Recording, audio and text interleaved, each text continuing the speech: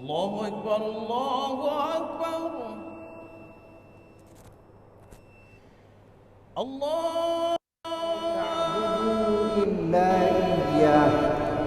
Allah memerintahkan kita kepada Nabi Muhammad dan umatnya, alla ta'budu illa Iyyah, jangan sembah selain Allah Subhanahu wa taala. Itu suruhan pertama. Ditutup dengan 39 ini juga. أشهد أن لا إله Assalamualaikum warahmatullahi wabarakatuh. Alhamdulillahilladzi hadana lihadza wa ma kunna linahtadiya laula an hadana Allah. Asyhadu an la ilaha illallah wa asyhadu anna Muhammadar Rasulullah. Allahumma salli ala sayyidina Muhammad wa ala alihi wa ashabihi wa man walah. Hadirin hadirat beserta halaqah maghrib yang ada di Masjid Raya Baitur Rahman Banda Aceh yang kita cintai ini, para pendengar Radio Baitur Rahman di mana saja Anda berada, para pendengar Radio Republik Indonesia Banda Aceh, para pendengar Radio Serambi FM, dan para pendengar radio-radio lainnya yang turut serta menyebarluaskan halaqah maghrib yang berasal dari Masjid Raya Baitur Rahman yang kita cintai ini. Marilah kita panjatkan puji dan syukur kepada Allah Subhanahu wa taala yang masih memberikan kesempatan hidup kepada kita. Kesempatan hidup ini adalah nikmat Allah. Marilah kita syukuri nikmat tersebut dengan cara melaksanakan suruhannya. Kita telah melaksanakan sebahagian dari suruhan Allah Subhanahu wa taala berupa salat berjamaah di Masjid Raya Baitur Rahman Banda Aceh atau di masjid-masjid yang lain atau di menasah-menasah dan musalla yang ada di Aceh ini. Mudah-mudahan salat jamaah yang telah kita laksanakan itu diterima oleh Allah Subhanahu wa taala dan diberi ganjaran yang berlipat ganda sesuai dengan kehendaknya. Hadirin yang berbahagia, saya katakan kita masih mendapat nikmat Allah ketika kita sehat. Kita bandingkan dengan teman-teman kita yang sakit. Mereka untuk bernafas saja harus membayar berupa oksigen. Entah berapa yang dia bayar satu hari, satu tabung. Sementara kita bernafas tanpa kita bayar. Yang diminta oleh Allah hanya kita bersyukur kepadanya. Kita menikmati segala pemberian Allah dengan mengikuti segala suruhan dan kita meninggalkan yang dilarang oleh Allah Subhanahu wa taala. Hadirin berbahagia, kita baru saja lepas dari pelatihan sebulan penuh di bulan Ramadan. Mudah-mudahan kita mendapat kebaikan, menjadi orang yang selalu bertakwa kepada Allah Subhanahu wa taala, la'allakum tattaqun. Mudah-mudahan kita bertakwa kepada Allah Subhanahu wa taala. Ketika kita ingin berjalan di sebuah jalan, orang bertakwa selalu hati-hati. Bagaikan orang yang berjalan di jalan yang tidak lurus atau jalan yang penuh dengan lubang-lubang, penuh dengan duri-duri, penuh dengan berbagai bahaya. Orang bertakwa berjalan selalu melihat ada bahaya atau tidak. Seperti kalau ada kesempatan, apakah kesempatan itu diridhai oleh Allah Subhanahu wa taala kalau kita laksanakan atau tidak?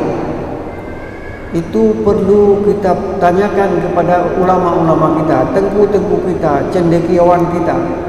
Kalau ini saya buat, apakah Allah akan ridha? Apakah sesuai dengan firman Allah dan sabda Nabi? Atau kita yang tidak punya ilmu selalu bertanya kepada orang yang punya ilmu. Mudah-mudahan kita menjadi orang yang selalu bersyukur kepada Allah, kepada nikmat Allah yang kita rasakan setiap hari. Hadirin berbahagia, kita telah sampai kepada ayat ke-39 dari surat Al-Isra yang berbunyi A'udzu billahi minasyaitonir rajim. Dzalika mimma auha ilaika rabbuka minal hikmati wa la taj'al ma'allahi ilahan akhar fatulqa fi jahannama maluman madhura. Itulah sebahagian yang diwahyukan kepadamu Muhammad oleh Tuhanmu berupa hikmah. Jadi apa ayat-ayat yang telah dibacakan sebelum ayat 39 ini, itulah wahyu daripada Allah Subhanahu wa taala yang diwahyukan kepada Nabi Muhammad sallallahu alaihi wasallam, dan Nabi Muhammad menyampaikan kepada seluruh umatnya, termasuk kita sekarang ini. Yang paling penting dari wahyu itu adalah wala taj'al ma'allahi ilahan akhar. Janganlah kamu jadikan Tuhan lain bersama Allah. Kita tidak boleh mempersekutukan Allah. Wa qadha rabbuka alla ta'budu illa iyyah. Allah memerintahkan kita, Nabi Muhammad dan umatnya, alla ta'budu illa iyyah, jangan sembah selain Allah Subhanahu wa taala. Itu suruhan pertama. Ditutup dengan 39 ini juga, wala taj'al ma'allahi ilahan akhar. Dibuka dengan masalah tauhid, ditutup dengan masalah tauhid. Kalau kamu tidak bertauhid, artinya menyembah Allah dan menyembah benda-benda yang lain, fatulqa fi jahannam, nanti kamu akan dilempar ke dalam jahannam. Bagaimana keadaan kamu? Maluman, tercela, madhura, dijatuhkan bukan atas kehendakmu, tapi ada para malaikat yang melempar kamu ke dalam jahannam, sebuah neraka yang akan menyiksa orang-orang yang mempersekutukan Allah. Jadi kalau kita ulang, kita mulai dari ayat wa qadha rabbuka alla ta'budu illa iyyah, itu ada larangan untuk tidak mempersekutukan Allah dan menyembah Allah yang Maha Esa. Seorang ahli tafsir menulis kesimpulannya begini, wa qadha rabbuka alla ta'budu illa iyyah, itu berarti kita harus bertauhid, menyembah Allah yang esa. Tidak boleh menyembah Allah dengan menyembah benda-benda yang lain. Itu pertama. Kedua, wabil walidaini ihsana, berbuat baik kepada kedua orang tua. Kita menyembah Allah esa, berbuat baik kepada kedua orang tua. Karena kita lahir ke dunia ini melalui orang tua. Tidak ada orang yang tidak punya ayah dan tidak punya ibu. Semua punya ayah, semua punya ibu. Selanjutnya, kita dilarang untuk mengatakan perkataan yang menyayat hati kedua orang tua. Fala taqul lahuma uff.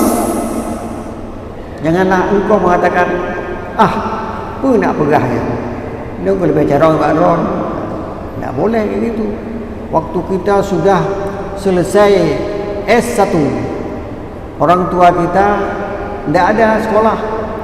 Waktu itu kita menyangka kita lah yang paling hebat. Apa nak pegahnya? Tak boleh. Fala taqul lahuma uff. Jangan kamu melecehkan perintah orang tuamu atau perkataan orang tuamu. Wala tanharhuma. Jangan kamu hardik mereka. Hai pe melek dan jak don. Yang jak gelon jak.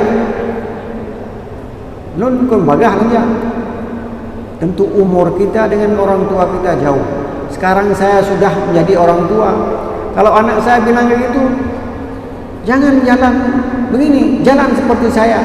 Tidak mungkin lagi saya jalan seperti dia. Dia masih muda, masih 20 tahun, 30 tahun. Sementara saya sudah lebih dari 60 tahun, sudah 70 tahun. Tak mungkin.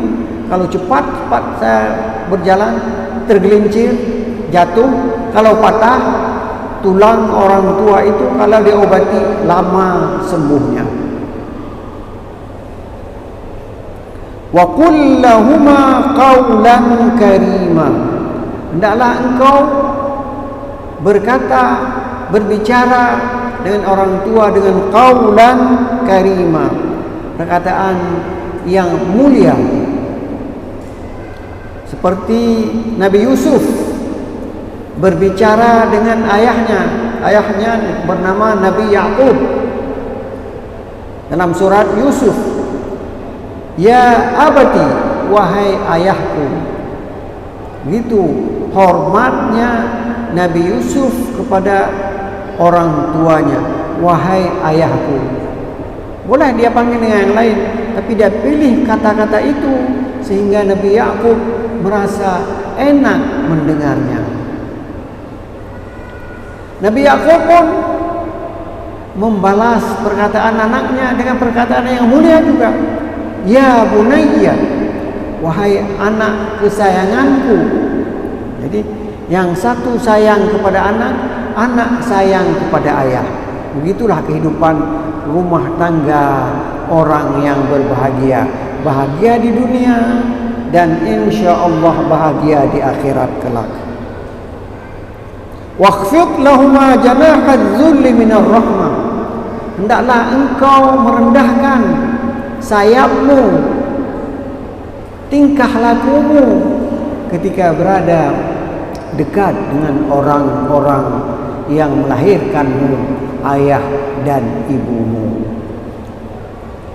Kemudian berdoa, wa qur rabbirhamhuma, ya Allah, kasihanilah mereka. Mereka tidak lama lagi hidup di dunia ini. Kalau saya masih 20 tahun, mungkin 60 atau 70 tahun lagi saya masih hidup. Tapi kalau dia sudah 70 tahun, paling lama ya 5 tahun lagi atau 10 tahun lagi. Begitulah kehidupannya sudah senja. Tinggal dipanggil pulang menghadap ilahi Rabbi.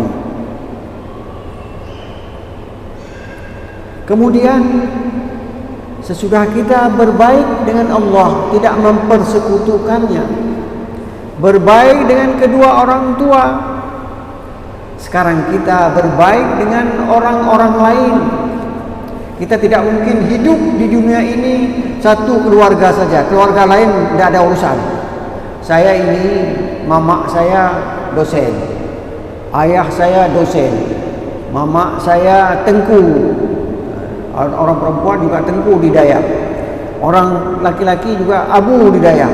Hana pada orang lain, lo nyam tau, tidak boleh. Kita perlu kepada orang lain. Bagaimana? Wa atizal qurba haqqahu, berikanlah kepada kerabat, famili, keluarga dekat hak mereka. Di hari raya kita mengunjungi mereka, walaupun makanan yang disajikan kepada kita tidak seenak yang kita makan di rumah, tapi kita harus menghormati mereka. Kemudian wal miskin, orang miskin juga diperhatikan, apalagi nanti hari raya kurban. Kalau kita berkorban, menyembelih, berikanlah setengah kilo daging kepada mereka. Kalau enggak, mungkin kita berikan sekilo, agar mereka dapat merasakan enaknya makan daging. Ini kehidupan dalam agama kita, diatur. Tidak dikatakan Islam itu agama yang perang saja yang ada. Coba lihat sekarang orang Islam bagaimana disiksa di Gaza. Kita lihat di Gaza bagaimana disiksa. Tapi orang yang dulunya mengatakan kemanusiaan dan sebagainya, justru orang itulah yang menganiaya orang-orang Islam sekarang ini. Wabnas sabil, orang yang dalam perjalanan, dia kaya, dia berasal dari India, kaya dia di sana, tapi sesampai di sini uangnya dicuri, makan pun tidak tahu lagi berapa dia beli, tidak ada uang. Tolong dia agar dia kembali lagi ke kampungnya. Jangan duduk di sini di kampung kami, pulang ke India sana. Kita tolong selama dia masih ada di sini. Kemudian kita ini punya harta. Harta itu kita kelola sesuai dengan kebutuhan, bukan sesuai dengan keinginan. Keinginan kita ada sepeda motor, besok keinginan kita ada mobil, lusa ada ini mobil pun mereknya bermacam-macam. Padahal mobil itu keperluannya untuk kita bisa berjalan, tidak kena angin, tidak kena hujan, tidak perlu yang bagus sekali, sehingga orang akan melihat, hai, motor nyanyian, taboh motor nyanyian, leboh motor orang lain. Tidak perlu. Itu sesuai dengan kebutuhan, tidak perlu sesuai dengan keinginan. Saya kalau sudah punya mobil sudah cukup, tapi ada orang tidak cukup, harus ada helikopter, harus ada pesawat, harus keinginannya terus. Jama'a malan wa'addadah, mengumpulkan harta dan menghitung-hitung. Padu penglornya ka 2 juta, padu penglornya ka 2 juta, padu penglornya ka 3 juta, padu penglornya ka 1 miliar. Wah, hebat sekali. Wa'addadah, terus dihitung. Dan tidak pernah ada orang yang sudah katib penglon 500 ribu katib. Kenapa dia lain? Sebab kebutuhan lo nyom tau. Tidak, dia terus saja berkeinginan. Dan Islam tidak mengatakan jangan jadi kamu orang kaya. Boleh. Justru waktu kita jadi orang kaya, kita akan membagikan kekayaan kita kepada orang lain. Itu dibolehkan dalam agama Islam. Tidak, jangan ada orang berkesimpulan kalau begitu orang Islam tidak boleh kaya. Tidak, harus kaya. Kalau tidak kaya, bagaimana dia pergi haji? Bagaimana dia ongkos haji untuk istrinya? Bagaimana ongkos haji untuk anaknya dan sebagainya? Tapi tidak boleh boros. Wala tubadzir tabdzira. Kemudian ketika kita didatangi oleh orang miskin minta duit, minta bantuan, kita tidak punya duit, waktu itu putus duit kita. Al-Quran mengatakan ketika itu kamu katakan dengan perkataan yang lembut, lelaki maaf, saya minta maaf, hari ini saya tidak punya duit, maka hari ini saya tidak mungkin membantu anda. Jangan kita bentak-bentak, anda rupa cik lelaki peng tau. Tak boleh begitu. Faqul lahuma qawlan maysura. Perkataan yang menyejukkan hati, yang mudah didengar. Kemudian wala taj'al yadaka maghlulatan ila 'unuqik. Jangan kamu jadikan tanganmu itu menyangkut di pundakmu, artinya kikir. Kikir untuk diri sendiri dan kikir untuk orang lain. Ada orang yang kikir untuk dirinya sendiri, tak mau makan dia kalau mahal sekali, nak mau makan, nak mau minum dia, harus dia pulang ke rumahnya. Itu ada cerita dulu, tak ada, tak tahu itu. Kemudian wala taqtulu auladakum, jangan kamu bunuh anak kamu. Ketika kamu masih kaya, bunuh anak takut miskin, atau sudah miskin, bunuh anak tambah miskin lagi. Al-Quran mengatakan masalah rezeki itu sudah diatur oleh Allah Subhanahu wa ta'ala, dan kewajiban kita mencari. Hari ini kita cari enggak dapat, besok kita cari, insya-Allah dapat. Kemudian yang tidak boleh lagi apa?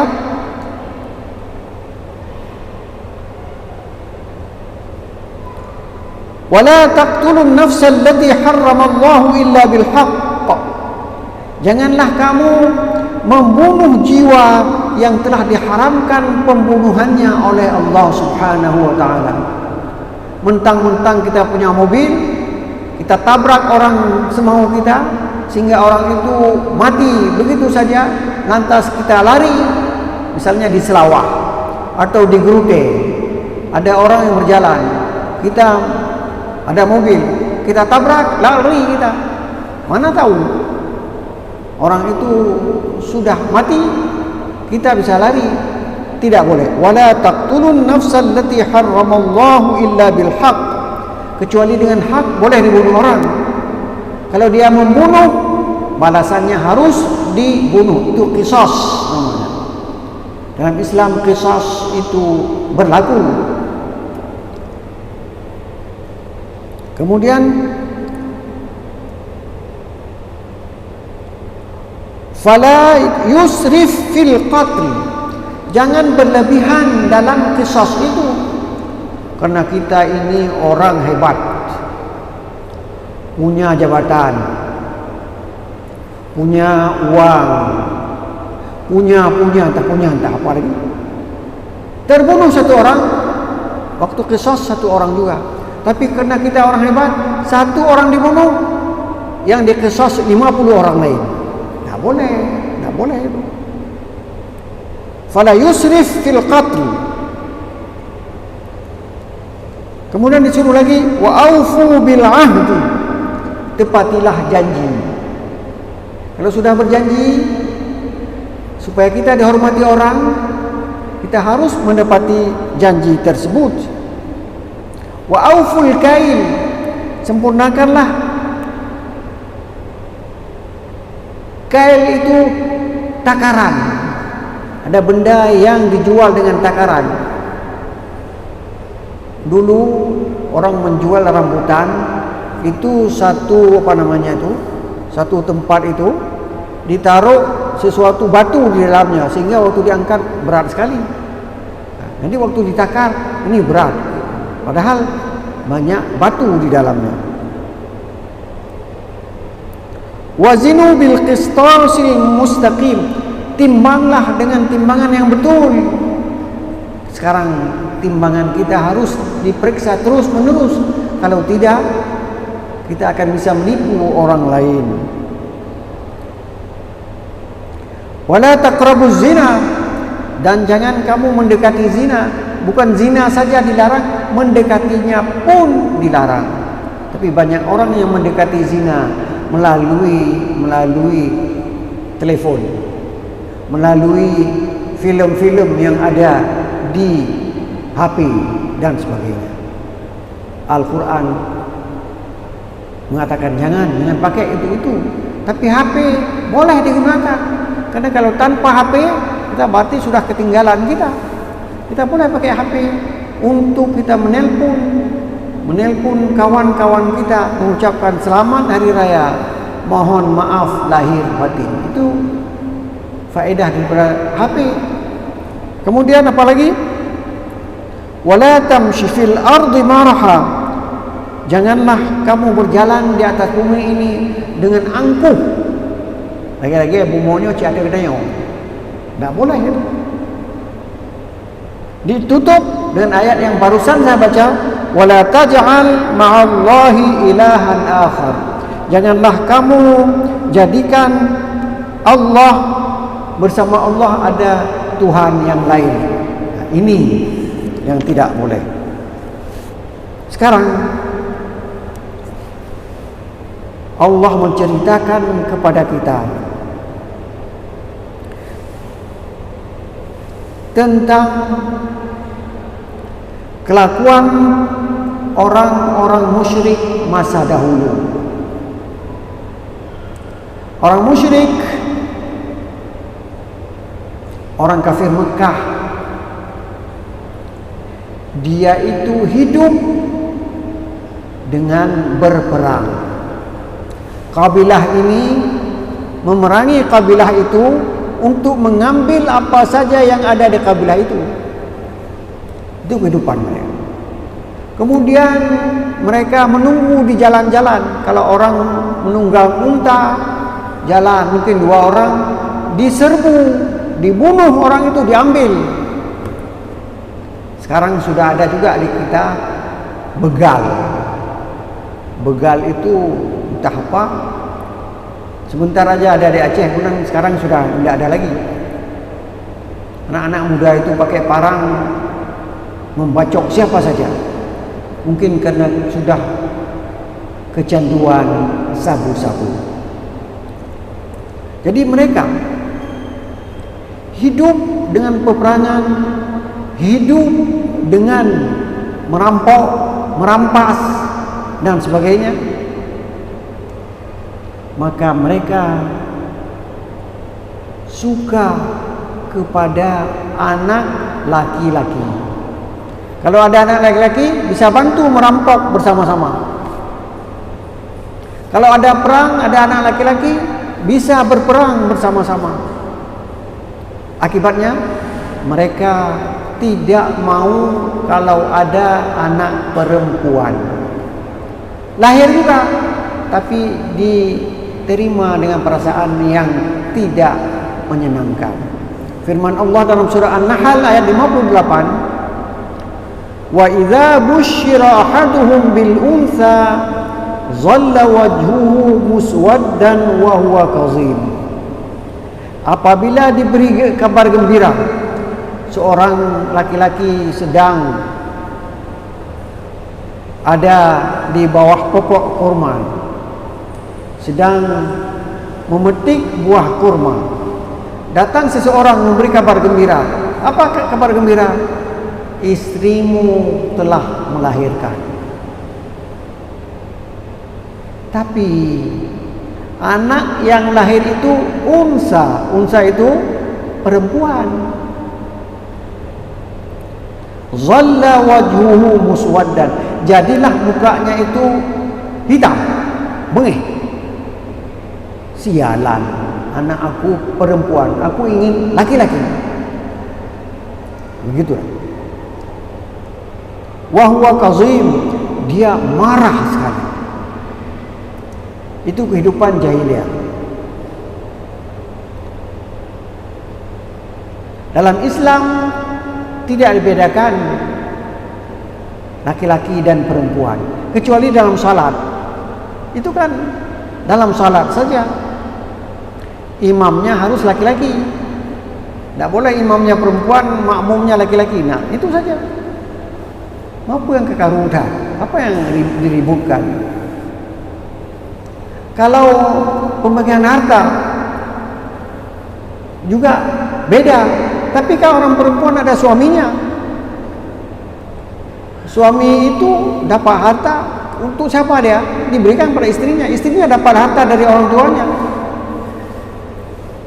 Sementara yang lain, innal muslimina wal muslimat, orang Islam laki-laki dan orang Islam yang perempuan, wal mu'minina wal mu'minat, orang beriman laki-laki dan perempuan.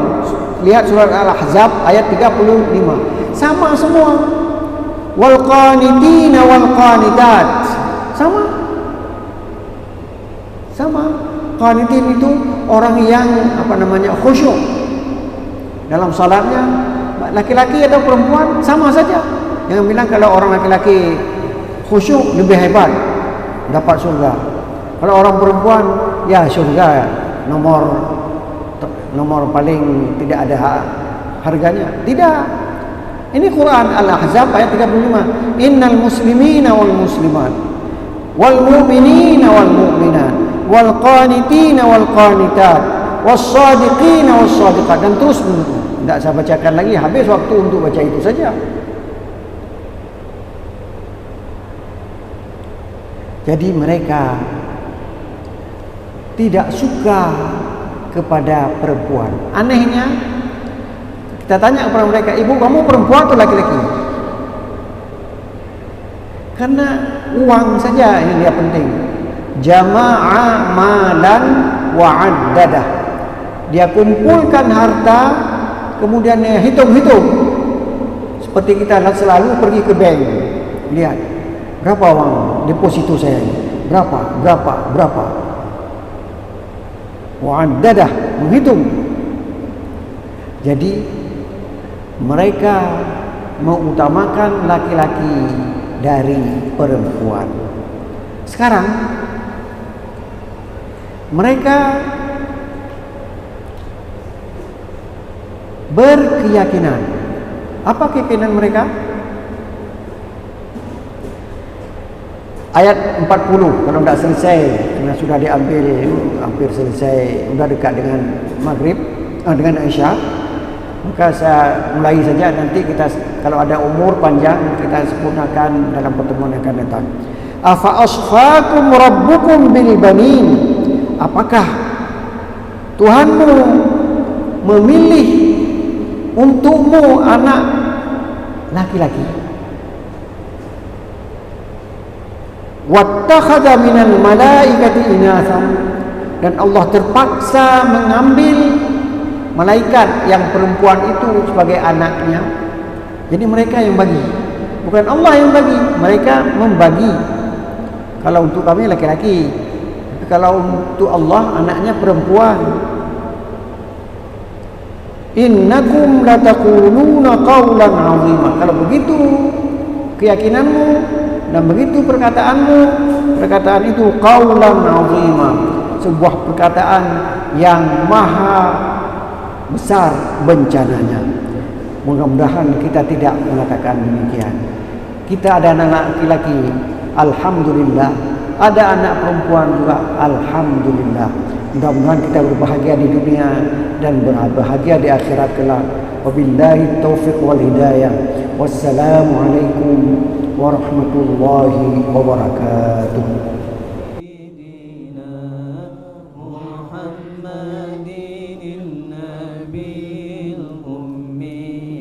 وعلى